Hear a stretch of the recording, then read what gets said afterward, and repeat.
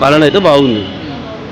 వృధా ఖర్చులు బీల్చి అంటే గతంలో చేసిన కేసీఆర్ అయితేనేమో 7,00,000 కోట్లు అప్పు చేసి మీటింగులు, పెద్ద పెద్ద మీటింగులు, పెద్ద పెద్ద భారీ ప్రోగ్రాములు, అంగరంగ వైభవంగా అన్ని రకాల కార్యక్రమాలు, అమ్క డమ్క అది ఇదే అని చెప్పేసానని, ఉచిత పథకాలని ఇష్టం వచ్చినట్టు డబ్బు అంతా వృధా అయిపోయింది.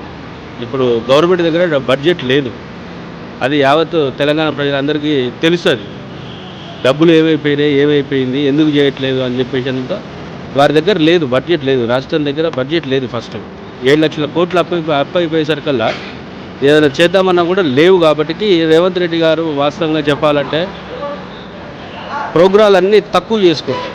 అధికారంలో ఉన్న ప్రోగ్రాలు చేయాలంటే చేయొచ్చు, కానీ పెద్ద పెద్ద మీటింగులు కానీ పెద్ద పెద్ద ప్రోగ్రాంలు కానీ అన్నీ వాయిదా వేసుకుంటూ రూపాయి పోగేసి ఎవరికి ఏ విధంగా చేస్తే బాగుంటుందన్న ఆలోచనతో చేసుకుంటూ ముందుకు పోతుండని చెప్పి లోకల్ జనాలందరూ అంటున్నారు. వాస్తవం రైతు రుణమాఫీ చేయడం కాంగ్రెస్ ప్రభుత్వం గొప్పతనమే అనుకోవాలి. అది 2 లక్షల రుణమాఫీ అంటే మామూలు ముచ్చట కాదు. అది అసలు చేయాల్సింది రైతులకే. ఎందుకంటే వాళ్ళు లేనిది మనం లేము. 5 ఏళ్ళు నోట్లకు పోవాలంటే రైతులు కష్టపడి చేస్తేనే మనకి అందరం బతాం, చల్లగా ఉంటాం. మనం రైతులకు 2 లక్షల రుణమాఫీ అంటే మామూలు ముచ్చట కాదు.